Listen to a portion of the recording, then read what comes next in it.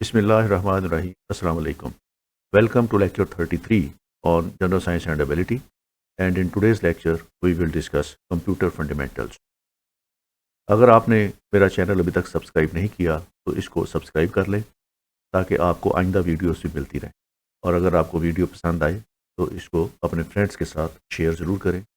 आज के इस लेक्चर में हम कंप्यूटर फंडामेंटल्स पे बात करेंगे और उसमें हम कंप्यूटर बेसिक्स पे बात करेंगे, कंप्यूटर जनरेशन पे बात होगी, सेंट्रल प्रोसेसिंग यूनिट पे बात होगी, इसकी सॉफ्टवेयर और हार्डवेयर को डिस्कस करेंगे, उसके बाद इसकी इनपुट और आउटपुट डिवाइसेस पे बात करेंगे और उसके बाद इसकी स्टोरेज मेथड्स जो हैं उन पे बात करेंगे और इसमें इंटरनल और एक्सटर्नल स्टोरेज डिवाइसेस पे बात करेंगे और इसकी मेमोरी पे बात करेंगे जिसमें हम रोम और रैम डिस्कस करेंगे। तो आइए शुरू करते हैं आज का lecture. Computer is a machine that can process and store information and can be programmed to perform a sequence of tasks. Computer एक ऐसी मशीन है जो हमारी इंफॉर्मेशन को स्टोर कर सकती है, उसको प्रोसेस कर सकती है और उसमें अगर हम कुछ प्रोग्राम्स रख दें तो वो उन प्रोग्राम्स के मुताबिक हमारी इंफॉर्मेशन के ऊपर काम कर सकती है। तो ऐसी मशीन को हम कंप्यूटर कहते हैं। कंप्यूटर में बेसिकली 4 प्रोसेस हैं जो साइमल्टेनियसली चल रहे होते हैं। पहला प्रोसेस है दैट इज़ इनपुट, कि इसके अंदर हम कुछ चीज़ें डाल सकते हैं, इनपुट कर सकते हैं चीज़ों की। A computer accepts data such as numbers, words, pictures, movies और साउंड। तो इसकी जो इनपुट है उसके जो तरीके हैं, इसके अंदर हम डाटा डाल सकते हैं, जो न्यूमेरिकल डाटा हो या वर्ड्स की सूरत में डाटा हो वो हम डाल सकते हैं। इसके अंदर हम पिक्चर्स जो हैं वो स्कैन करके डाल सकते हैं, इसके अंदर मूवीज़ डाल सकते हैं या इसके अंदर साउंड्स डाल सकते हैं। तो बेसिकली जो डाटा इसमें डाला जाता है उसमें ज़्यादातर तादाद डाटे की ऐसी है जो नंबर्स पे होता है या वर्ड्स पे होता है। तो इनपुट के जो मेथड्स हैं वो basically numbers, words, pictures, movies और साउंड्स हैं। दूसरा, इस डाटे को ये प्रोसेस करता है। A computer uses instructions stored in its memory to process the data according to the specified rules. अब इस डाटे को प्रोसेस कैसे करना है उसके लिए हमने ऑलरेडी सॉफ्टवेयर इसके अंदर डाला होता है और उस सॉफ्टवेयर में वो तमाम इंस्ट्रक्शंस मौजूद होती हैं जिस पे अमल करके कंप्यूटर उस डाटे को प्रोसेस करता है, उसको मेंटेन करता है, उसके एनालिसिस करता है। जो भी हमने उसको कमांड देनी है या इंस्ट्रक्शंस देनी है वो सॉफ्टवेयर के अंदर मौजूद होती है और जब हम उसको कमांड देते हैं तो अकॉर्डिंगली उस डाटे को वो प्रोसेस कर देता है। उसके बाद प्रोसेस डाटे को फिर उसको आउटपुट की शक्ल में हमें वो प्रोवाइड करता है। तो आउटपुट क्या है? A computer produces information such as the results of the processing. जब वो डाटा प्रोसेस हो जाता है तो वो फिर हमें प्रोसेस्ड डाटा जो है उसकी इंफॉर्मेशन हमें प्रोवाइड करता है, इसको आउटपुट कहते हैं। Output can be in the form of some printed material, उसकी हम प्रिंटेड कॉपी ले सकते हैं। It can be displayed on the screen, ये स्क्रीन पर डिस्प्ले हो सकता है।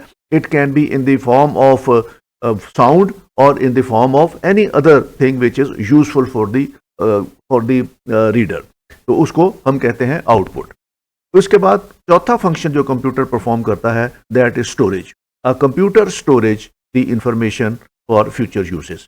वो जब भी हमने उसके अंदर कोई इन्फॉर्मेशन डाली, उस पर जब भी हमने कोई काम करना है, प्रोसेस करना है, तो या उस पर हमने जो भी कमांड देनी है, इंस्ट्रक्शंस देनी है, वो उसको इंस्ट्रक्शंस पे अमल करने के बाद उन तमाम चीज़ों को अपनी मेमोरी में सेव कर लेता है ताकि आइंदा मुस्तकबिल में अगर हमने उस इंफॉर्मेशन को यूज़ करना हो तो वो रेडीली उसको अवेलेबल कर दे। तो ये 4 फंक्शंस हैं जो कंप्यूटर परफॉर्म करता है। इनपुट फंक्शन है, प्रोसेसिंग है, आउटपुट फंक्शन है और उसकी स्टोरेज है। The computer had its beginning with 19th century. English mathematics professor थे चार्ल्स बेबाज जिन्होंने सबसे पहला कंप्यूटर जो है वो इन्वेंट किया।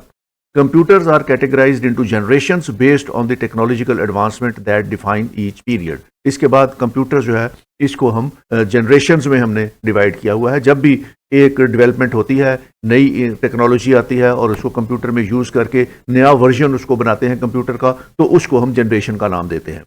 Each generation represents a significant leap in computing capabilities. और जब भी एक नई जनरेशन आती है तो वो कंप्यूटर की जो फंक्शंस हैं उसके अंदर किसी न किसी तरह वो इजाफा करते हैं, नई उसमें स्पेसिफिकेशंस डालते हैं, तो उसमें कंप्यूटर अपग्रेड होता है, तो उसको नई जनरेशन का नाम दिया जाता है। अब तक कंप्यूटर की 5 जनरेशंस आ चुकी हैं। पहली जनरेशन जो है ये टेक्नोलॉजी यूज़ करती थी वैक्यूम ट्यूब्स और ये वैक्यूम ट्यूब्स बहुत बड़े बड़े साइज में होती थी, और जो अर्ली कंप्यूटर्स थे उसका वॉल्यूम बहुत बड़ा होता था, बहुत ज़्यादा स्पेस घेरता था, पूरे कमरे में एक कंप्यूटर आता था और उसकी कैलकुलेशन की या प्रोसेसिंग की स्पीड बहुत कम होती थी, वो बहुत ज़्यादा इलेक्ट्रिक चार्ज लेता था और बहुत ज़्यादा टाइम लेता था कंप्यूटिंग करने में, तो वहाँ पे वैक्यूम ट्यूब्स इस्तेमाल की जाती थी। दूसरी जनरेशन जब आई तो उसमें ट्रांजिस्टर्स इस्तेमाल करने शुरू किए। उससे ये हुआ ट्रांजिस्टर इस्तेमाल करने से कि उसका साइज कम हो गया, वो छोटी सी स्पेस पे आ जाता था और उसका फंक्शन जो प्रोसेसिंग का था वो ज़्यादा तेज हो गया। Computers from this generation use transistors instead of vacuum tubes, making them smaller, faster and more efficient. उससे कंप्यूटर्स जो है वो साइज में छोटे हो गए, प्रोसेसिंग में तेज हो गए और ज़्यादा एफिशिएंट हो गए।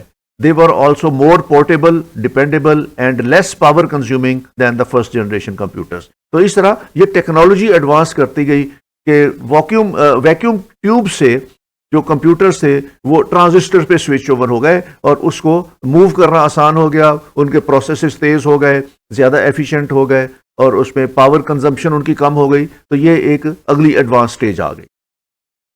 ट्रांजिस्टर्स के बाद तीसरी जनरेशन आती है जिसमें इंटीग्रेटेड सर्किट्स या आईसीज का इस्तेमाल शुरू हो गया।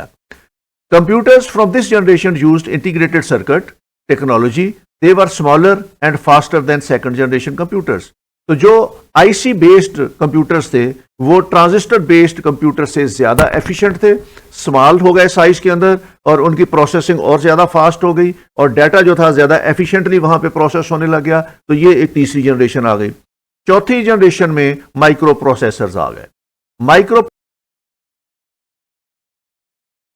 Computers from this generation used microprocessors which contains thousands of integrated circuits. The IBM PC and Apple Macintosh are examples of the fourth generation computers.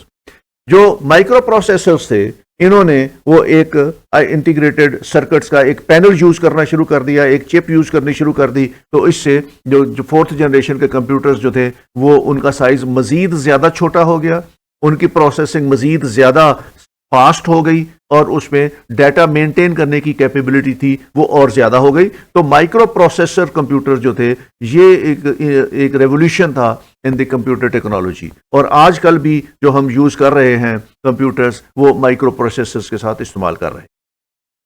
जो फिफ्थ जनरेशन है उसमें आर्टिफिशियल इंटेलिजेंस आ गई। आर्टिफिशियल इंटेलिजेंस के जरिए बहुत से operations computer ने खुद बहुत करना शुरू कर दिए। Computers from this generation use artificial intelligence and quantum computing. Fifth generation computer system initiative was launched in 1982 by the Japanese Ministry of International Trade and Industry. तो ये जापान ने सबसे पहले इसको इस्तेमाल करना शुरू किया आर्टिफिशियल इंटेलिजेंस को in computer. Today computers are part of this generation. आजकल जितने भी कंप्यूटर आ रहे हैं वो सारे इंटेलिजेंस बेस्ड हैं और उसमें बहुत सी इंफॉर्मेशन ऑटोमेटिकली फीड होती रहती है, उसको फीड करने की ज़रूरत नहीं पड़ती और वो आर्टिफिशियल इंटेलिजेंस के ज़रिए सारा डाटा जो है वो हासिल करते हैं और उसके बाद उसको प्रोसेसिंग करके आउटपुट दे देते हैं। तो ये 5 जनरेशन्स हैं जो इस वक्त कंप्यूटर की आई है। जो आर्टिफिशियल इंटेलिजेंस बेस्ड जनरेशन है ये भी माइक्रो प्रोसेसर ही यूज़ करती है, लेकिन इसमें आर्टिफिशियल इंटेलिजेंस का एंगल ऐड किया गया है। थोड़ी सी मैं आपको इनपुट दे दूं अबाउट द माइक्रो प्रोसेसर, क्योंकि आजकल जितने भी कंप्यूटर आ रहे हैं ये micro processor based. Fourth generation में जो माइक्रो प्रोसेसर बेस्ड कंप्यूटर्स आए थे वही फिफ्थ जनरेशन में भी आर्टिफिशियल इंटेलिजेंस के साथ वही टेक्नोलॉजी जो है वो ब्लेंड की गई है। Micro processor any of A type of miniature electronic device that contains the arithmetic, logic and control circuitry necessary to perform the functions of a digital computer's central processing unit. Microprocessor वो miniature electronic devices हैं जो computer के अंदर लगाई गई हैं जो 4 functions perform कर रही होती हैं। एक तो अरिथमेटिक का फंक्शंस वो है वो सारा खुद कर सकती हैं, वो लॉजिकल का फंक्शन सारा कर सकती हैं और तीसरा वो कंट्रोल का काम कर रही होती हैं जिसमें कंट्रोल यूनिट लगा होता है। तो इसमें जो फंक्शंस किसी भी कंप्यूटर के अंदर मौजूद हों तो इसको हम कहते हैं माइक्रो प्रोसेसर। ये एक चिप होती है, माइक्रो चिप, जिसके अंदर कंप्यूटर के अंदर लगा दी जाती है और ये तमाम काम जो है अरिथमेटिक, लॉजिक, कंट्रोल, ये सारा काम जो है वो कंप्यूटर के अंदर होना शुरू कर देता है और इस सारे सिस्टम को हम सेंट्रल प्रोसेसिंग यूनिट कहते हैं। सेंट्रल प्रोसेसिंग यूनिट या इसको हम सीपीयू कहते हैं। तो ऐसे कंप्यूटर जिनके अंदर सीपीयू हो या सेंट्रल प्रोसेसिंग यूनिट हो, तो वो माइक्रो प्रोसेसर के जरिए काम करता है, तो इसको माइक्रो प्रोसेसर कहते हैं। This kind of integrated circuit can interpret and execute program instructions as well as handle arithmetic operations. तो ये जो माइक्रो प्रोसेसर है, इसमें जो आईसीज लगे होते हैं, ये प्रोग्राम की इंस्ट्रक्शंस को एग्जीक्यूट करते हैं, उसको इंटरप्रेट करते हैं, और उसके साथ ये मैथमेटिकल ऑपरेशंस भी खुद कर सकते हैं, और उसके अंदर जो लॉजिकल डिसीजन मेकिंग है वो भी कंप्यूटर अपनी इंस्ट्रक्शंस को बेस बना के खुद कर सकता है। A microprocessor is predominant type of modern computer processor. It combines the components of the function of a central processing unit into a single integrated circuit or a few connected ICs. तो इसमें जो CPU है, इसका basically इसको motherboard भी कहते हैं। CPU जो है, ये आजकल के जितने भी कंप्यूटर्स आ रहे हैं, ये उनका प्रोसेसिंग सेंट्रल प्रोसेसिंग यूनिट है, जहां पे तमाम प्रोसेसेस कंप्यूटर के यहां पे होते हैं, और ये सिंगल इंटीग्रेटेड सर्किट है, या एक से ज्यादा सर्किट भी यूज किए जा सकते हैं, वहां पे ये सारा काम हो रहा होता है, उसको हम कहते हैं central processing unit. Like CPUs, microprocessors are commonly thought as the brain of the computer. तो ये जो सेंट्रल प्रोसेसिंग यूनिट्स हैं, यूनिट है या जो माइक्रो प्रोसेसर्स लगे होते हैं कंप्यूटर के अंदर, बेसिकली उनको हम कंप्यूटर का ब्रेन कहते हैं, यहां पे ये सारा काम होता है। Micro processors integrate the arithmetic, logic and control circuit for more traditional CPUs into a single multipurpose clock driven and register based digital circuits. तो बेसिक जो कंप्यूटर का सारा काम है आजकल, वो यहाँ पे माइक्रो प्रोसेसर्स करते हैं, या इसको उर्फे आम में हम कह सकते हैं जो सेंट्रल प्रोसेसिंग यूनिट है उसके अंदर होता है। As such, microprocessors have almost completely replaced traditional multi component CPUs. Before microprocessors, computer used racks of ICs to accomplish the computer's main computing functions. इससे पहले ये फंक्शंस जो हैं वो मुख्तलिफ जगहों पे होते थे, वो माइक्रो प्रोसेसर होने की वजह से ये एक ही जगह पे ये तमाम फंक्शंस परफॉर्म हो जाते हैं। In 1971, a significant shift occurred in computing technology with the introduction of the Intel 4004, the first commercially available microprocessor. तो ये 1971 में ये माइक्रो प्रोसेसर जो है वो इंट्रोड्यूस हुए, और Intel 4004 पहला जो था कंप्यूटर था जिसमें कमर्शियली माइक्रो प्रोसेसर यूज हुआ। तो आजकल जितने भी कंप्यूटर आपके पास आ रहे हैं, उनके अंदर ये माइक्रो प्रोसेसर्स इस्तेमाल होते हैं। कंप्यूटर को 3 डिफरेंट कैटेगरीज में डिवाइड किया गया है, और उसमें पहली कैटेगरी जो है that is super computer. Super computers the fastest, largest, most powerful and most expensive computers. उसके बाद main frame computer, this is a little smaller and less powerful than the supercomputer, but like the supercomputer it is also expensive. और तीसरी category जो है that is personal computer, जो independently हर शख्स जो है अपने इस्तेमाल में लेके आता है, उसको हम पर्सनल कंप्यूटर्स का नाम देते हैं। तो 2 कंप्यूटर्स जो हैं वो, एक तो सुपर कंप्यूटर जो बहुत कॉम्प्लिकेटेड रिसर्च वर्क के अंदर इस्तेमाल होते हैं, और दूसरे पर्सनल कंप्यूटर जो इंडिविजुअल कैपेसिटी में लोग इस्तेमाल करते हैं। तो ये ज़्यादा इंपॉर्टेंट है। मेन फ्रेम कंप्यूटर जो है वो in between the super computer and the personal computer है। A supercomputer is a type of computer with a high level of performance as compared to a general purpose computer. तो super computer जो है उसकी performance बहुत high होती है आम निस्बत के वजह से, उसकी कैलकुलेशंस बहुत ज़्यादा तेज़ होती हैं, और वो एक ही वक्त में बहुत सी कैलकुलेशन साइमल्टेनियसली साथ साथ कर सकता है।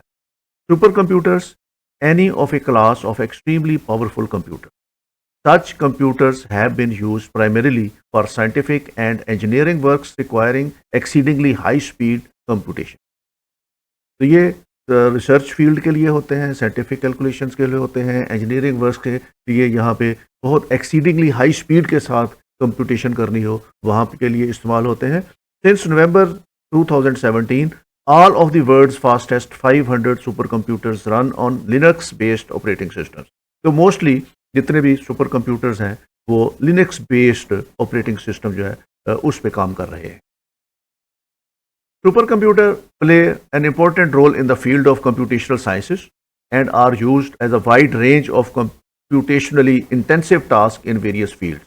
तो ये जहाँ पे बहुत ज़्यादा कॉम्प्लिकेटेड किस्म की कंप्यूटेशन हो या वहाँ पे बहुत ज़्यादा फास्ट लेवल पे कंपटीशन हो, या उसमें एक से ज़्यादा वेरिएबल्स के साथ कंप्यूटेशंस करनी हो, तो वहाँ पे सुपर कंप्यूटर इस्तेमाल किए जाते हैं। सुपर कंप्यूटर क्वांटम मैकेनिक्स में यूज़ होते हैं, वेदर फोरकास्टिंग में यूज़ होते हैं, क्लाइमेट रिसर्च में यूज़ होते हैं, ऑयल एंड गैस एक्सप्लोरेशन में यूज़ होते हैं, मॉलिक्यूलर मॉडलिंग के अंदर इस्तेमाल होते हैं, जहाँ पे हमने structure and properties of chemical compounds workout करनी हो, या बायोलॉजिकल माइक्रो मॉलिक्यूल्स और पॉलीमर्स और क्रिस्टल्स पे काम करना हो, तो वहाँ पे इस्तेमाल होते हैं। फिर फिजिकल सिमुलेशन में such as simulation of the early moments of the universe, या एयरप्लेन, या इसमें स्पेस क्राफ्ट एरोडायनामिक्स पे रिसर्च करनी हो, या आपने डेटोनेशन ऑफ न्यूक्लियर वेपन्स करनी हो, या उसमें न्यूक्लियर फिजन हो, वहाँ पे इस्तेमाल होते हैं, जहाँ पे बहुत सी कैलकुलेशंस एक ही वक्त में चल रही होती हैं।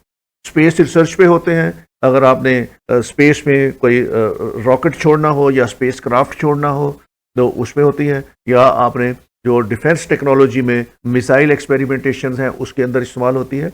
और उसके बाद फिर ये स्पेस रिसर्च करनी हो, जहाँ पे एक ही वक्त में बहुत से वेरिएबल्स आपके साथ साथ चल रहे हो, उसकी कैलकुलेशंस करनी हो, तो वहाँ पे सुपर कंप्यूटर इस्तेमाल किए जाते हैं। उसके बाद अगली इंपॉर्टेंट कंप्यूटर टेक्नोलॉजी में जो चीज़ है, कंप्यूटर्स की टाइप है, वो that is personal computer. Personal computer या PC is the computer that most people use in their daily life. ये हम रोज़ जो कंप्यूटर इस्तेमाल करते हैं ये पर्सनल कंप्यूटर्स हैं। There are two main types of personal computers, Macintosh and the PC compatible, जिसको हम पीसी कहते हैं, वो दूसरी किस्म है इसकी, एक मशीनटोश है, तो मैक्स या PCs. The main difference between the two are the operating systems and the processors they use. The category of computer has two additional types of computers. इसमें दो और किस्में भी हैं, जिसमें हम कहते हैं mobile computer and hand held computers. Most popular type of mobile computer is the notebook, laptop computers and the hand held computers. तो जो लैपटॉप्स हैं या नोटबुक्स हैं या मोबाइल कंप्यूटर्स में जो मोबाइल फोन्स के अंदर जो कंप्यूटिंग सिस्टम्स हैं, तो ये इसकी कैटेगरी को हम कहते हैं ये they are personal computers but they are mobile computer, जिसको हम लेके एक जगह से दूसरी जगह बड़े आराम के साथ हम मूव कर सकते हैं। तो इसमें लैपटॉप्स हैं और नोटबुक्स हैं। बेसिकली पीसी की दो किस्में हैं, एक वो किस्म है जो हम डेस्कटॉप के तौर पर इस्तेमाल करते हैं, जिसको हम मूव नहीं कर सकते, और दूसरी किस्म वो है जिसको हम लेके फील्ड में जा सकते हैं और अपने साथ कैरी कर सकते हैं। और इसमें मोबाइल फ़ोन, इसमें लैपटॉप कंप्यूटर्स हैं, और जो हैंड हेल्ड कंप्यूटर्स जिसमें ये नोटबुक हैं या इसमें टैब्स हैं या इस तरह की चीज़ें हैं, इसको हम कहते हैं these are mobile computer. Computer की जो टेक्नोलॉजी जब हम यूज़ करते हैं तो इसमें दो कंपोनेंट्स होते हैं इसके। एक कंपोनेंट को हम कहते हैं सॉफ्टवेयर और दूसरे कंपोनेंट को हम कहते हैं hardware. The part of the computer that you can see and touch such as the keyboard, monitor and the mouse are called hardware. Hardware हर वो चीज़ है जो कंप्यूटर की फिजिकल प्रॉपर्टीज़ में है, जिसको हम देख सकते हैं, छू सकते हैं, टच कर सकते हैं, जिसके अंदर कीबोर्ड्स हैं, मॉनिटर्स हैं और इसके माउस है, इसको हम हार्डवेयर कहते हैं। And the instructions that direct the computer are called software or computer programs. और जो सॉफ्टवेयर हम इसके अंदर डालते हैं, जो कंप्यूटर प्रोग्राम्स हैं या जो इंस्ट्रक्शंस हमने कंप्यूटर को दी हुई हैं, उसको हम सॉफ्टवेयर कहते हैं। Basically these are the computer programs. Computer, there are four main equipment functions of a computer system. इसके अंदर चार फंक्शंस हैं जो हमने पहली स्लाइड पे भी डिस्कस किए थे कि इनपुट है इसकी प्रोसेसिंग है, इसकी स्टोरेज है और इसका आउटपुट है। तो कंप्यूटर बेसिकली चार फंक्शंस परफॉर्म करता है। एक तो इसकी इनपुट है जो हमने इसमें इंफॉर्मेशन डाल दी है, जो डाटा डालना है इसके अंदर। दूसरा, उसने इस डाटे को प्रोसेस करना है। तीसरा, उस डाटे को उसने स्टोर करके रखना है ताकि फ्यूचर में हम उसको इस्तेमाल कर सकें। और चौथा, उसने इसकी आउटपुट डालनी है, जो हमने इसको प्रोसेस किया है डाटा को, उसकी जो आउटपुट हो ये हमें आउटपुट देता है in the form of display और in the form of print out या in the form of some voice. तो ये इसकी आउटपुट है। कंप्यूटर को अगर डायग्राम की सूरत में समझने की कोशिश करें तो उसमें ये इनपुट है। इनपुट के अंदर आपका कीबोर्ड है, स्कैनर है, फ्लैश ड्राइव है, सीडी है, जो भी जिस भी तरीके से माउस है, जिस भी तरीके से आपने इसमें इनपुट डाल दी है, तो ये इनपुट है। उसके बाद फिर इसका ये सीपीयू है, सेंट्रल प्रोसेसिंग यूनिट, जहाँ पे उसने डाटे ने प्रोसेस होना है। और इसके अंदर जो सीपीयू के एलिमेंट्स हैं वो इसका कंट्रोल यूनिट है, और इसमें अरिथमेटिक एंड लॉजिक यूनिट है, और उसके अंदर टेम्परेरी स्टोरेज या रैम है। इसलिए ये 3 चीज़ें जो हैं उसके प्रोसेस के लिए ज़रूरी हैं। और उसके बाद ये मॉनिटर है आपका, या प्रिंटर है, या ऑडियो फाइल सीडी फाइल है, ये उसने इंफॉर्मेशन, प्रोसेस्ड इंफॉर्मेशन उसने किसी न किसी तरीके से आउटपुट की सूरत में देनी है। तो ये 3 प्रोसेस हैं जो कंप्यूटर करता है। और चौथा इसका स्टोरेज है, ताकि वो उस इंफॉर्मेशन को स्टोर कर ले। सब्सिक्वेंटली जब यूज़र ने इस्तेमाल करना हो तो इसी स्टोरेज में से वो इंफॉर्मेशन निकाल के तो उसको यूज़र को वो देता है ताकि वो उसको इस्तेमाल कर ले। तो बेसिकली कंप्यूटर के फंक्शन इस तरह से हैं: इनपुट, प्रोसेसिंग और आउटपुट, एंड देन स्टोरेज। अब इसमें इनपुट डिवाइस है जो हमें पिछली स्लाइड पे देखा है।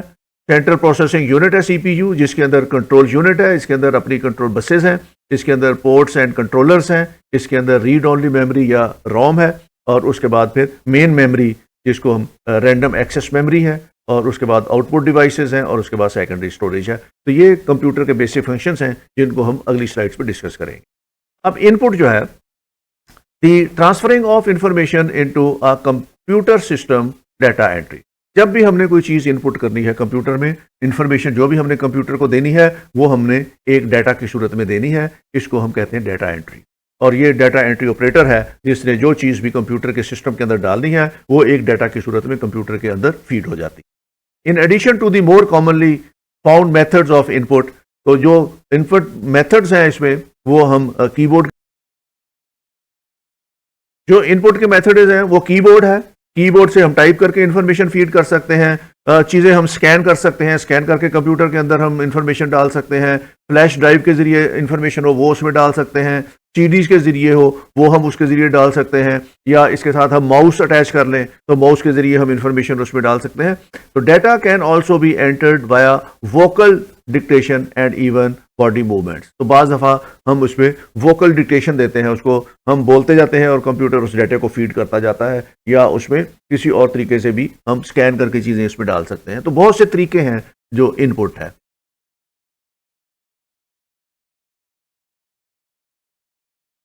अब जो इनपुट डिवाइसेस हैं जिनके ज़रिए हम कंप्यूटर में डाटा फीड कर सकते हैं वो बेतहाशा हैं।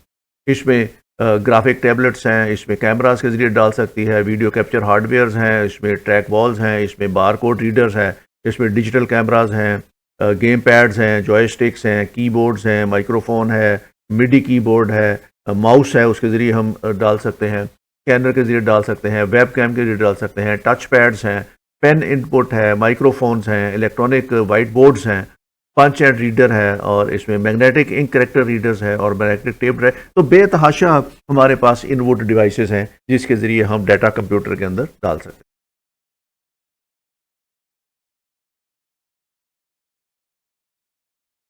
Processing the manipulation and control of information with in the computer system. जब कंप्यूटर को एक डाटा फीड हो जाता है तो फिर कंप्यूटर ने उस डाटे को मैनिपुलेट भी करना है, उसको कंट्रोल भी करना है, और उसको कंप्यूट भी करना है।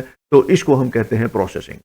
Central processing unit is the brain of the computer device. तो इसके अंदर जो सेंट्रल प्रोसेसिंग यूनिट है वहाँ सारा डाटा जो है उसने प्रोसेस होना है।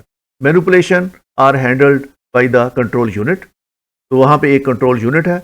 ये तमाम प्रोसेसेस जितने भी कंप्यूटर के अंदर प्रोसेसिंग के होने हैं, कंट्रोल यूनिट ने उसको कंट्रोल करना है। इसके बाद एक अरिथमेटिक और लॉजिक यूनिट है। जो अरिथमेटिकल ऑपरेशंस हैं ये अरिथमेटिक यूनिट ने करने हैं, जो रीजनिंग है या लॉजिकल चीज़ें हैं वो लॉजिक यूनिट ने करनी है, और उसके बाद फिर इसको टेम्परेरी स्टोरेज में उसने स्टोर कर लेना है ताकि यूज़र जब चाहे उसको आइंदा इस्तेमाल कर ले।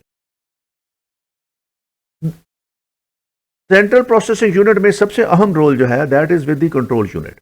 Control unit is the computers policeman that directs the traffic of the computers thinking. वो जिस फील्ड का काम होगा, जिस यूनिट के जुम्मे वो काम होगा, कंट्रोल यूनिट वहाँ भेज देगा। अगर ये जो लॉजिकल यूनिट का काम है तो कंट्रोल यूनिट उसको लॉजिकल यूनिट के पास भेज देगा। अगर उसका मैथमेटिकल का काम है तो मैथमेटिक्स के पास भेज देगा। अगर किसी और यूनिट का काम है तो उसको किसी और यूनिट के पास भेज देगा। तो कंट्रोल यूनिट तमाम ऑपरेशन जब भी सेंट्रल प्रोसेसिंग यूनिट में होने हैं उसको कंट्रोल करता है। Arithmetic logic unit performs mathematical and logical computations and the temporary storage RAM holds the thoughts of the CPU. जो रैम है ये सारा मटेरियल तैयार करके रखता है ताकि सीपीयू को जिस जिस चीज़ की ज़रूरत पड़े वो फौरी तौर पर उस इंफॉर्मेशन को हैंड ओवर कर दे to the processing unit.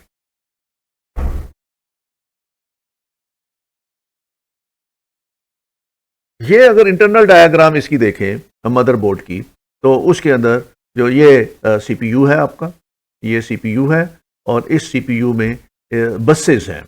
These are computer buses. Computer buses जो हैं ये सीपीयू से लेके जो आपके दूसरे यूनिट हैं उनके दरमियान राब्ते का काम करते हैं। ये इंफॉर्मेशन एक जगह से लेके दूसरी जगह प्रोवाइड करते हैं। फॉर एग्जांपल, अगर प्रोसेसर को ज़रूरत है रैम में से किसी चीज़ की, तो ये कंप्यूटर बस जो है ये रैम से वो इंफॉर्मेशन लाएगी और फौरी तौर पर सीपीयू के हवाले करेगी, और सीपीयू जब उस पर काम मुकम्मल कर लेगा तो यहाँ से वो इंफॉर्मेशन लेके वापस रैम की तरफ ले जाएगी। इसी तरह ये हार्ड ड्राइव के साथ, फ्लॉपी ड्राइव के साथ और सीडी रोम के साथ कंप्यूटर बसेस जो हैं ये कनेक्शन का काम करती है between the CPU and the other units. The computer does its primary work in control center that converts data input to information output. तो ये कंट्रोल सेंटर जो है ये तमाम काम कर रहा होता है, या कंट्रोल यूनिट सारे काम कर रहा होता है। This control centre called the central processing unit is a highly complex extensive set of electronic circuitry that executes stored programs instructors. तो ये जो कंट्रोल सेंटर है जिसको हम सीपीयू कहते हैं, सेंट्रल प्रोसेसिंग यूनिट, इसके अंदर तमाम जो है वो इंफॉर्मेशन या इंस्ट्रक्शंस या प्रोग्राम्स इसके अंदर मौजूद होते हैं, और ये उन प्रोग्राम्स को यूज़ करके डाटा को प्रोसेस करता है और प्रोसेस करने के बाद उसकी आउटपुट देता है। The central processing unit consist of two parts, the control unit and arithmetic and logic unit. तो जो सीपीयू है इसके दो हिस्से हैं, कंट्रोल यूनिट और अरिथमेटिक और logic unit. The arithmetic and logic unit contains the electronic circuitry that executes all arithmetic and logical operations. The arithmetic logic unit can perform four kinds of arithmetic operations, are mathematical calculations, addition, subtraction, multiplication and division. तो जो mathematical unit है इसके अंदर जो mathematical operations हैं या calculations हैं, mathematical calculations, वो इसके अंदर की जाती हैं। Arithmetic and logic unit also perform logical operation, और ये रीजनिंग का काम जितना भी है या लॉजिकल काम जितना भी है ये भी अरिथमेटिक और लॉजिक यूनिट के अंदर होता है। A logical operation is usually a comparison.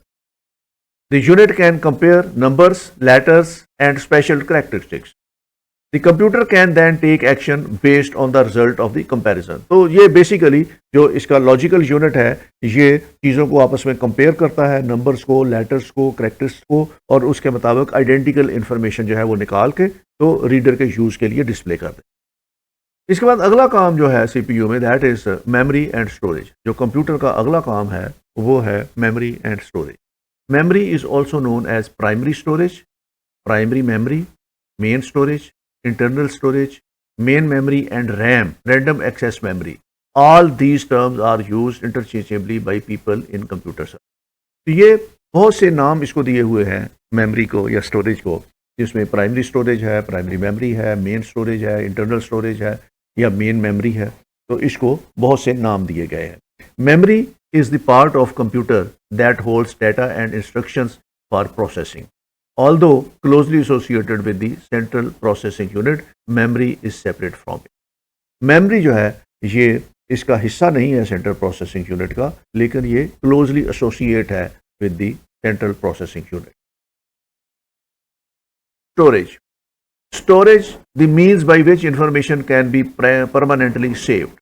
अब जो भी हमने इंफॉर्मेशन कंप्यूटर के अंदर फीड करनी है, कंप्यूटर ने उसको परमानेंटली स्टोर कर लेना है अपने पास, ताकि आइंदा जब भी हम चाहें कंप्यूटर से उस इंफॉर्मेशन को यूज कर सकें। This storage may be a computers internal और एक्सटर्नल स्टोरेज। तो स्टोरेज दो तरीकों से कंप्यूटर में हो सकती है, एक इंटरनल स्टोरेज जो कंप्यूटर की अपनी स्टोरेज है, और दूसरी उसकी एक्सटर्नल स्टोरेज, हम उसको कोई एक्सटर्नल मीन यूज करके उस इंफॉर्मेशन को स्टोर कर सकते हैं। Storage usually occurs on a hard drive, flash drive, CD और क्लाउड अकाउंट। तो स्टोरेज के कई तरीके हैं। इसको स्टोरेज को हार्ड ड्राइव पे किया जा सकता है, फ्लैश ड्राइव पे किया जा सकता है, कॉम्पैक्ट डिस्क पे किया जा सकता है, या इसको क्लाउड अकाउंट बना के हम किसी और जगह भी इसको स्टोर कर सकते हैं। Computer data storage also referred to as memory, is a recording media used to retain digital data. It is essential component of a computer. A few of these data storage devices commonly used by computers are. Computer के storage के बहुत से तरीके हैं, फिर इसको बहुत से तरीकों से हम जो है वो रिकॉर्ड कर सकते हैं इस डाटा को, लेकिन जो मुरवजा तरीके हैं इसके स्टोरेज के, वो मैं आपको सीधा सीधा बता देता हूं, जहां पे हम इंफॉर्मेशन को स्टोर करते हैं। सबसे पहले तो internal hard drive. Computer system has some form of internal hard drive for a data storage. Computer के अंदर अपनी एक हार्ड ड्राइव होती है, उसके अंदर हम डाटा स्टोर कर सकते हैं, उसको हम इंटरनल हार्ड ड्राइव का नाम देते हैं। This device is a platter disk shape upon which data is electronically stored. ये एक छोटी सी डिस्क टाइप का प्लेटर है जिसके अंदर हम डाटा जो है उसको स्टोर कर सकते हैं। Modern day hard drive are available in a variety of sizes. आजकल जो कंप्यूटर्स आ रहे हैं उसमें 2 TB जो है वो उसका डाटा हम स्टोर कर सकते हैं। 1 gigabyte equal to 1 billion bytes and 1 terabyte is equal to 1 trillion bytes. तो अगर 1 ट्रिलियन बाइट्स 1 TB है, तो हमारे पास जो कंप्यूटर्स हैं, ये सिंपल जो हम घरों में लैपटॉप इस्तेमाल करते हैं या जो डेस्कटॉप इस्तेमाल करते हैं, तो ये 2 TB तक का, इससे ज़्यादा 100 TB तक का भी डाटा जो है उसके अंदर स्टोर हो सकता है। तो ये ड्राइव्स काफ़ी ज़्यादा हैं हमारा जो डाटा है मेंटेन करने के लिए। तो जितना मर्जी डाटा इसमें डालते जाएं, इनके अंदर एक डाटा होल्ड करने की हार्ड ड्राइव के अंदर पोटेंशियल काफ़ी ज़्यादा आजकल कंप्यूटर्स के अंदर आ रहा है। जो स्टोरेज डिवाइसेस हैं उसमें एक्सटर्नल हार्ड ड्राइव है, ये कंप्यूटर से बाहर होती है और इसको इस तरह ये लीड लगा के डाटा में से, कंप्यूटर में से डाटा निकाल के इसको हार्ड ड्राइव में रख सकते हैं, ताकि अगर कंप्यूटर ख़राब हो जाए तो ये हार्ड ड्राइव के अंदर डाटा जो है वो सेफ रहता है। तो इसलिए जो भी सेंसिटिव डाटा है लोगों का, वो हमेशा उसको एक्सटर्नल स्टोरेज डिवाइस या एक्सटर्नल हार्ड ड्राइव के अंदर वो सेव करके रखते हैं। देन इज CD शुरू में जब कंप्यूटर्स आए हैं तो उस वक्त डाटा एक जगह से दूसरी जगह ले जाने के लिए CDs का इस्तेमाल किया जाता था, कॉम्पैक्ट डिस्क का इस्तेमाल किया जाता था। इसका डाटा स्टोर करने की कैपेसिटी बहुत छोटी होती थी, बहुत थोड़ी होती थी। ये 700 MB का, इसके अंदर अगर कोई मीटिंग है तो उसकी पावर पॉइंट प्रेजेंटेशन ले जानी या कुछ छोटी मोटी इन्फॉर्मेशन ले जानी, तो ये उस काम के लिए था। तो ये CD डिस्क जो थी वो भी एक स्टोरेज कैपेसिटी के तौर पर या स्टोरेज डिवाइस के तौर पर इस्तेमाल होती रही। आजकल ये इस्तेमाल नहीं हो रही।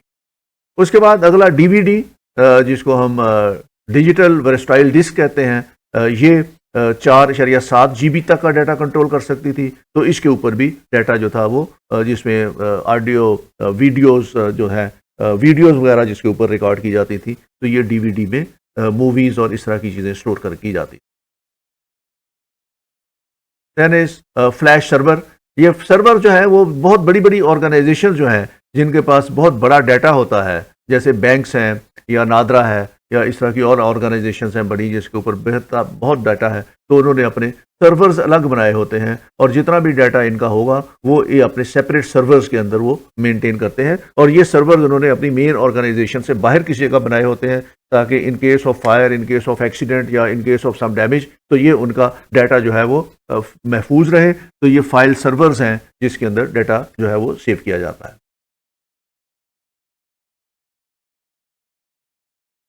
Then is flash drive. आप फेमिलियर है इससे, ये छोटी सी फ्लैश ड्राइव होती है, तो इसके अंदर डाटा ले जाते हैं। ये आजकल जो है 1 TB तक का डाटा इसके अंदर ले जाते हैं। ये आप छोटी छोटी पावर पॉइंट प्रेजेंटेशन, अपने नोट्स और इस तरह की चीज़ें हमेशा एक जगह से दूसरी जगह अगर प्रिंट कराने ले जानी है, तो ये फ्लैश ड्राइव के तौर पर इसको इस्तेमाल किया जाता है।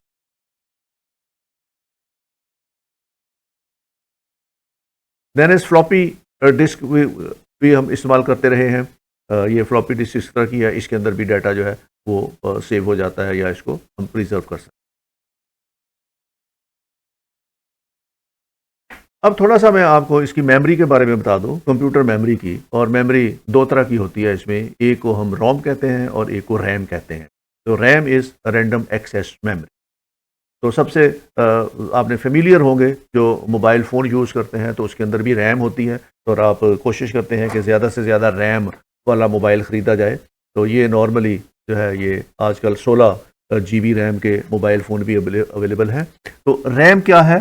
It is random access memory, and it is a type of super fast storage that computer uses and hold data it needs in a short term.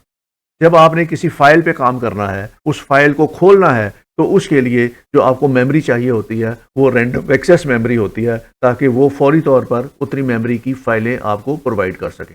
अगर आपके मोबाइल फ़ोन की रैंडम एक्सेस मेमोरी 4 GB की है, तो वो 4 GB तक की फाइलें आपको खोल के दे सकता है। अगर फाइलें 4 GB से ज़्यादा की खोलना चाहें तो वो उस पर फिर नहीं खुलेंगी। इसी तरह 16 GB की जो रैम है वो 16 GB तक की फाइलें खोल सकते हैं। उससे ज़्यादा की अगर खोलेंगे तो उसको डाउनलोड करने में मुश्किल पेश आएगी। ये इसी तरह है, जब आप किसी दफ्तर के अंदर बैठ के काम कर रहे हों तो बहुत सी फाइलें आपने कैबिनेट के अंदर रखी हुई हैं, लेकिन उनमें से 3-4 फाइलों पे जब आपने काम करना है तो उसको कैबिनेट से निकाल के आप अपनी टेबल के ऊपर रख लेते हैं और फिर उसके ऊपर काम करते हैं। अब टेबल के ऊपर आप सिर्फ उतनी ही फाइलें रख सकते हैं जितनी टेबल के ऊपर जगह है। अगर उससे ज्यादा फाइलें रखने की कोशिश करेंगे तो वो फाइलों पे आप काम नहीं कर सकते। बैन ही कंप्यूटर में जब आपने रैम आपकी जितने जीबी की है उतने जीबी का डाटा ही आप जो है वो हार्ड डिस्क में से निकाल सकते हैं और उसके ऊपर काम कर सकते हैं। The more RAM you have, the more projects and programs your computer can keep open at once without getting bogged down by taking things and in and out of the proverbial filing cabinet. तो जितनी RAM आपकी ज्यादा है उतना ही ज्यादा आप data एक वक्त में उस पर काम कर सकते हैं, और जितनी ही रैम आपकी कम होगी तो उस पर आप उतना ही कम फाइलों पे काम करेंगे। जो नए मोबाइल आए थे जब, तो उसमें रैम उसकी बाज़ दफ़ा 512 होती थी और बाज़ दफ़ा वो 1 GB की होती थी या 2 GB की होती थी, तो उस पर फाइल को डाउनलोड होने में बहुत ज़्यादा टाइम लगता था क्योंकि वहाँ पे स्पेस इतनी ज़्यादा नहीं। तो रैम जितना ज़्यादा होगा आपके कंप्यूटर के फंक्शंस उतने ही ज़्यादा तेज़ होंगे और उतनी ही ज़्यादा फाइलें आप एक वक्त में उन पर काम कर सकते। Random access memory is the part of the computer's main memory which is directly accessible to CPU. ये CPU के साथ अटैच है। जैसे ही आप कंप्यूटर खोलते हैं, उसको छोटी सी कमांड देते हैं, तो उससे रिलेटेड जितनी फाइलें हैं ये मेन स्टोरेज से निकाल के ये आपके रैम पे ले आता है ताकि आप उस पर काम शुरू करें, तो आपका टाइम बच जाए। RAM is used to read and write data into it which is accessed by the CPU randomly. RAM is used to store the data that is currently processed by the CPU. Most of the programs and data that are modifiable are stored in the RAM. RAM पे आप उस पर data को modify कर सकते हैं, change कर सकते हैं उसको, और जो रोम है आपका रीड ओनली मेमोरी, उसके अंदर आप कोई चेंज नहीं ला सकते। ये वो है रैम, वो है जहां आपने अपना डाटा रखा हुआ है, उसको आप मैनिपुलेट कर सकते हैं, उसको चेंज कर सकते हैं, उसको और तरीकों से ऑपरेट कर सकते हैं। इसमें आप डिलीट कर सकते हैं, इसमें एडिशन कर सकते हैं। तो ये वो डाटा है जो आपके अपना डाटा है और आप इसको जहां चाहें जब चाहें इसको मॉडिफाई कर सकते हैं। Integrated RAM chips are available in 2 forms. तो रैम जो है ये 2 तरीकों पे अवेलेबल है। एक स्टैटिक रैम है जिसको एस रैम कहते हैं, और एक डायनामिक रैम है जिसको डी रैम कहते हैं। तो रैम को आगे 2 हिस्सों में डिवाइड किया गया है, एक स्टैटिक रैम है और एक डायनामिक रैम है। Static RAM memories consist of circuits capable of retaining the stored information as long as power is applied. तो स्टैटिक रैम वो है जहां आपने कंप्यूटर को स्विच ऑन किया हुआ है और आप उसको पावर सप्लाई दे रहे हैं, तो उस वक्त तक ये मेमोरी उसके पास रहती है। This type of memory requires constant power, इसको कांस्टेंट पावर चाहिए। S RAM memories are used to build cache memories. तो ये जो एस रैम है ये परमानेंट उस वक्त तक चलेगी जब तक आपके पास पावर है। स्विच ऑफ आपने कर दिया कंप्यूटर तो ये इसमें रैम से खत्म हो जाएगी, अंडर और unless you have saved it. उसके बाद dynamic RAM stores the binary information in the form of electric charges that apply to the capacitor. The stored information on the capacitor tends to lose over a period of time, and thus the capacitor must be periodically recharged to retain this usage. The main memory is generally made up of DRAM chips. तो ये main memory जो है आपकी RAM में वो dynamic RAM है। तो ये 2 तरीके से है आपकी जो रैम है, इसके स्टैटिक रैम और then is dynamic RAM.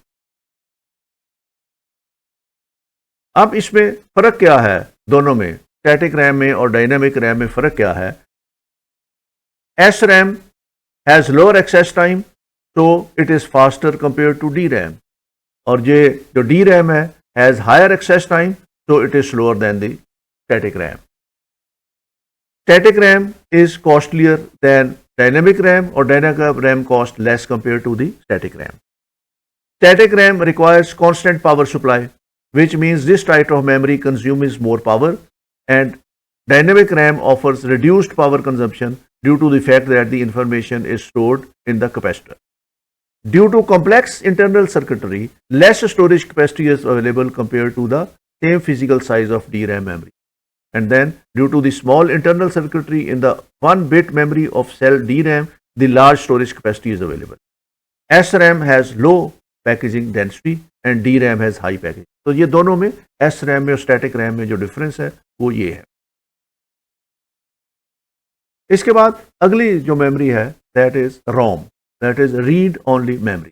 Read only memory वो है जो आपके इंस्ट्रक्शंस हैं कंप्यूटर के अंदर, जिसको अगर हम चाहें भी तो उसको हम चेंज नहीं कर सकते. ROM stands for read only memory, the memory from which we can only read but cannot write on it. This type of memory is non-volatile. The information is stored permanently in such memories during manufactures. तो ये software programmes हैं जो एक बार बना के computer में वहाँ पे डाउनलोड कर दिए जाते हैं और उसको हम सिर्फ रीड कर सकते हैं. उसके ऊपर हम चेंज कोई नहीं कर सकते, उसके अंदर हम ओवरराइट नहीं कर सकते, उसके अंदर कोई और चीज़ नहीं कर सकते, उसको सिर्फ हम यूज़ कर सकते.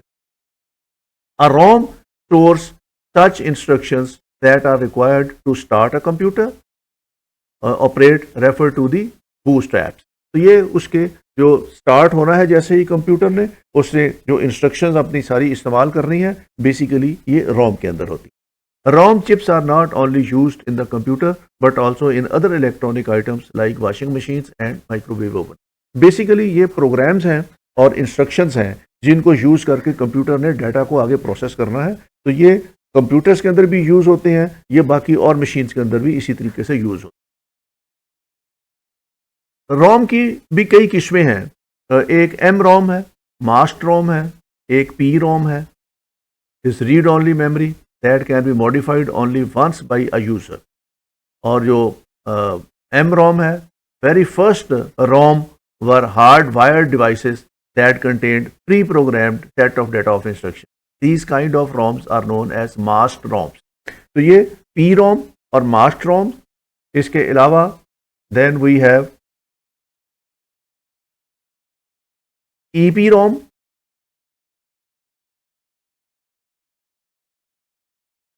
EPROM, erasable and programmable read-only memory. EPROM can be erased by exposing it to the ultraviolet light for a duration of about 40 minutes. Usually EPROM eraser achieves this function during programming. An electrical charge is trapped in the insulated gate region. The charge is retained for more than 10 years because the charge has no leakage path. तो ये EPROM है जो erasable जो memory है, उसको हम EPROM कहते हैं. Then is EEPROM, electrically erasable and programmable read-only memory. तो ये इलेक्ट्रिकली इरेजेबल प्रोग्राम है, इसको हम EEPROM कहते हैं. इसके बाद एक और मेमोरी है जिसका बार बार आप तस्करा करेंगे, that is cache memory. Cache memory is the type of computer memory that stores frequently access data to speed up the response time of a computer. ये वो मेमोरी है जिसको बार बार यूज़र जो है उसने रीच करना है और इसको इसलिए रखा जाता है ताकि इसको यूज़ करने में रिस्पॉन्स टाइम कम हो जाए. तो इन बहुत सी फाइलें ऐसी होती हैं जो कंज्यूमर बार बार इस्तेमाल करता है, तो उसको कैश मेमोरी का हिस्सा बना देते हैं ताकि जब भी उसने खोलना है तो फ़ौरन वो फाइलें आपके सामने आ जाएं और इस तरह टाइम बच जाए. Cache memory works by storing copies of data from frequently used main memory locations. This means that when the CPU needs to access data, it can do so faster from the cache that from the main memory. तो वो main memory तक ना जाना पड़े computer को, वहाँ से जो बसेस हैं डाटा लाने वाली उनको ना जाना पड़े और वो टाइम भी बचाया जाए. तो इस तरह जो फ्रीक्वेंटली विजिटेड साइट्स हैं या फ्रीक्वेंटली विजिटेड इंफॉर्मेशन है या डाटा है, उसको कैश मेमोरी के अंदर कंप्यूटर रखता है ताकि जब भी आपको ज़रूरत पड़े फौरी तौर पर वो डाटा आपको प्रोवाइड किया जा सके.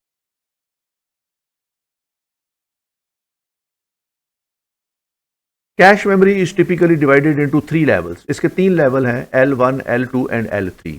Each level represents a different proximity to the CPU and has varying size and.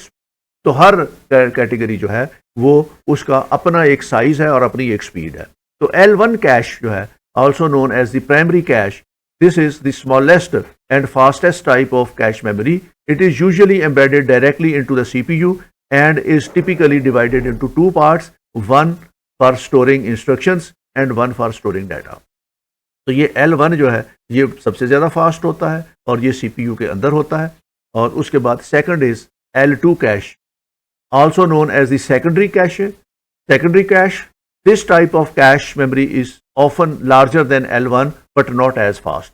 It can be embedded in the CPU or it can be separate chip or compressor.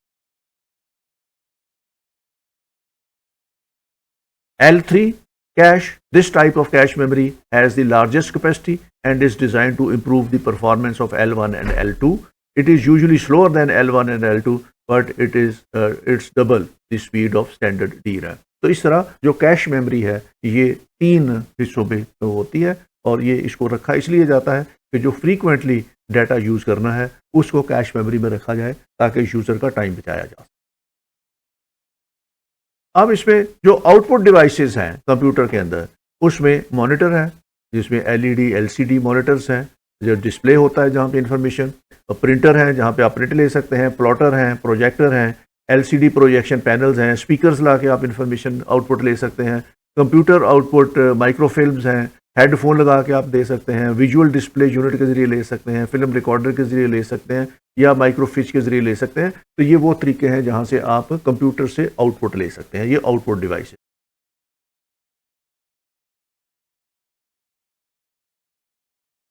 अब कुछ devices ऐसी हैं जो एक ही वक्त में इनपुट का काम भी करते हैं और आउटपुट का काम भी करते हैं, तो इनको हम both input and output devices कहते हैं। इसमें मॉडेम है, इसमें नेटवर्क कार्ड है, इसमें टच स्क्रीन है, इसमें हेडसेट है जहाँ पे आप बोल भी सकते हैं और सुन भी सकते हैं, इसमें फैसिमाइल है जो फैक्सेस हम भेज सकते हैं, उसमें हम रिसीव भी कर सकते हैं, भेज भी सकते हैं, और इसमें ऑडियो कार्ड्स हैं या साउंड कार्ड्स हैं जहाँ पे आप सुन भी सकते हैं और रिकॉर्ड भी कर सकते हैं। तो ये डिवाइसेस जो हैं ये एक वक्त में दोनों काम कर रही हैं, डिवाइसेस एक ही वक्त में दोनों काम कर रही होती हैं, इनपुट भी और आउटपुट भी। तो ये था आज का लेक्चर जिसमें हमने कंप्यूटर फंडामेंटल्स देखे। अगला लेक्चर इंशाल्लाह हमारा कंप्यूटर नेटवर्किंग के ऊपर होगा जिसमें हम इंटरनेट और इंटरनेट पे बात करेंगे, उसी में हम ईमेल्स पे बात करेंगे, उसी के अंदर जो इंटरनेट की चीज़ें हैं उसके ऊपर बात करेंगे। तो उस वक्त तक के लिए thank you very much, take care, खुदा हाफ़िज़।